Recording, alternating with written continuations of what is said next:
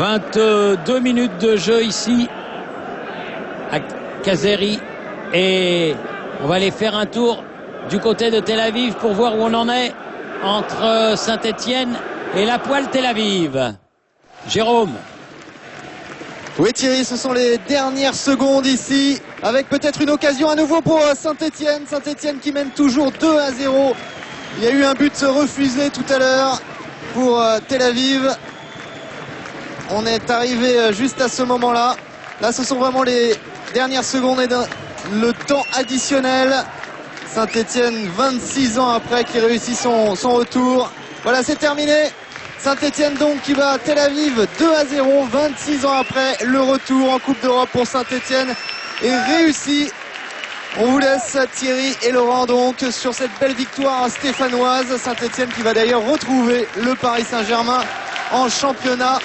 On repart donc en Turquie. Merci à tous d'avoir été avec nous. Mais restez évidemment sur W9. On repart en Turquie pour le match donc entre le Paris Saint-Germain et Kayserispor. Nous allons voir un court résumé de ce qui s'est passé d'abord à Tel Aviv. Bonsoir mademoiselle. Où les Stéphanois jouaient avec leur vieux maillot, celui de leur début en Coupe d'Europe, et Payet dès la 7e minute ouvre le score. Payet qui marque là son premier but sous le maillot vert. Il n'avait pas marqué la saison dernière. Et là, bon contrôle et frappe malgré un angle fermé.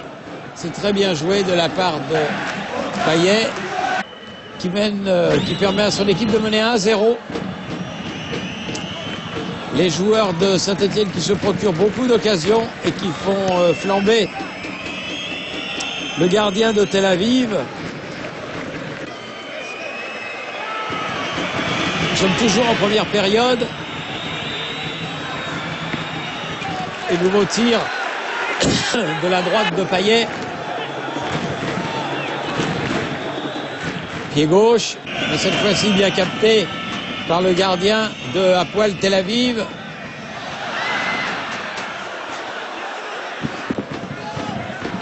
Les joueurs de Saint-Etienne qui ont eu de multiples occasions cette première période et qui auraient dû mener largement. Dernis ici. Et un bon ballon. Ouh, le poteau qui est effleuré par ce ballon sur ce tir de Faïnduno. Encore Dernis. Faïnduno. Vous voyez, hop, ça passe au ras du piquet pour la plus grande joie des supporters stéphanois. Nous sommes maintenant en deuxième période avec une nouvelle attaque stéphanoise. Et encore une fois, Dernis qui est prêt de doubler la mise.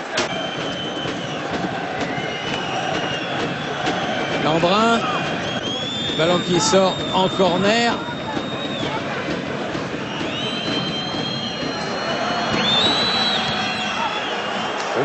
Là encore, mise presque hors de position cette équipe de l'Hapoel Tel Aviv. Ballon qui était destiné à Gomis mais qui ne lui est pas parvenu. Et là Gomis qui intercepte le ballon, qui le donne immédiatement à Faïnduno. Et du plat du pied, Pascal, l'immense Pascal Faïnduno, qui marque le deuxième but des Verts, qui permet à Saint-Etienne de s'imposer à l'extérieur 2-0. De s'imposer à l'extérieur 2-0 sans avoir eu le moindre problème sur cette pelouse de l'Hapoel Tel Aviv. On se souvient qu'il y a 2 saisons, l'Hapoel Tel Aviv était venu gagner au Parc des Princes assez nettement. Mais là, visiblement, cette équipe n'est plus tout à fait la même. Et elle n'a pas réussi à mettre en danger une bonne équipe de Saint-Etienne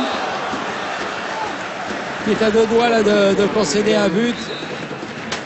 Et c'est une superbe parade de Viviani.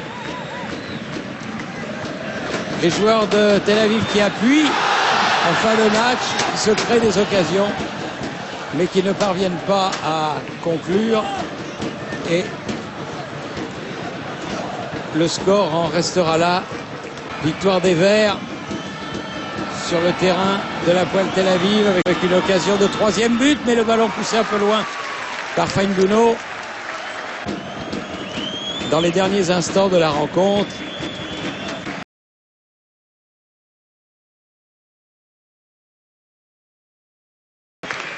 en faveur de Saint-Étienne.